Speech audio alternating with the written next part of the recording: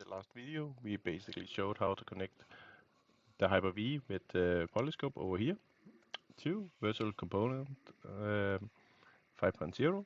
It's running over here. Now we just press play and we can see that the robot goes directly into this position. That's basically because it's the same position we have here in Universal Robot.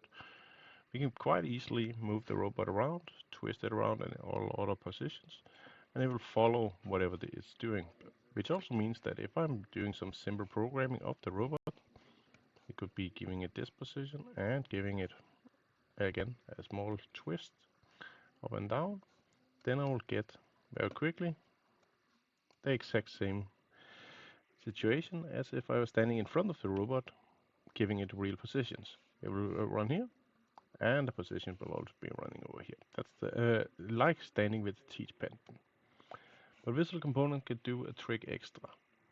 Visual Component could give us the possibility to align our systems with real equipment and program the whole thing in coordinates. So let's make an extra robot. I'm just selecting it and then I'll move it over here. To be able to know the difference, I'll just change the color. This one will be a little bluish. So we have bluey, which will be programmed in Visual Component, and we have the connected robot. It's only this robot that is connected to the Polyscope. This one will not do anything, as you can see, if I'm starting. So I go to program mode, take the robot, and take a quick look. In the side over here, we need to define the bases. The standard base is the base of the unit, and the standard tool is right here. We have the TCP that will move it to whatever point we have attached to the robot. As you can see, it will follow the on robot here. But to make everything a little simpler for ourselves, we'll take tool 1, which is aligned with the tools in the point here. We can, in this position, jog the robot a little around. It's always a little harder to get it down from these top points. Jog can be selected up here in the top.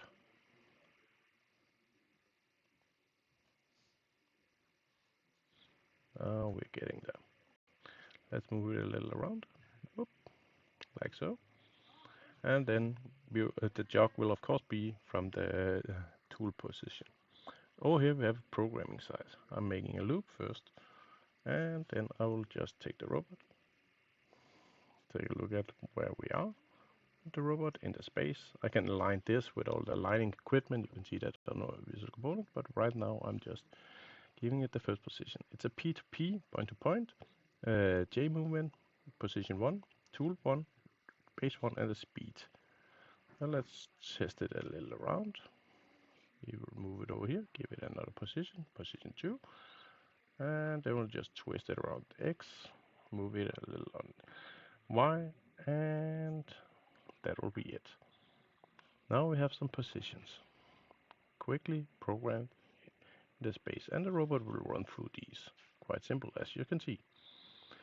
What we now can do is that we can go to post-processing, and there's a lot of robots here. You can upload from a robot officially, haven't tested it.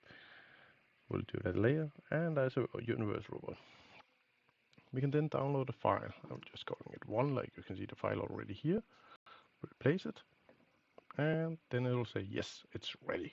Perfect. The file comes here. I need to move that file over to my virtual machine.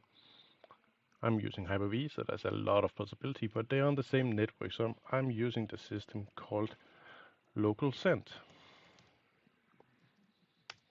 And just basically sending my file from one to the other by dragging the file over here, finding the system over here, and then I will accept it over here. Perfect. This file is now placed in downloads. It's called 1. That's actually multiple ones, so I don't know which one, so let's remove these ones, and then we'll just do it one more time. We send it to this one, accept, and then we have the one. We know it's this one. We need to move it to a file we can find from Polyscope. That will be program UR3 because it's UR3 robot called 1. And then there's a little thing about the post-processing. The post-processing has a tendency, unfortunately, to not be able to, or they have disabled the loop function, which means that right now I can go to the robot. This one will jump around, this one will follow, and then I can say, do the program. I will go to the first position, run, go through, and stop at this last point.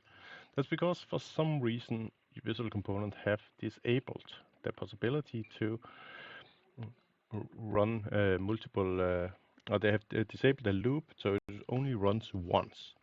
Haven't found a good solution for it, but a quick hack you can do is that you go to adding in a subprogram. There's not one, then we will make one. We load the file this way, and that will give us all the positions. Here.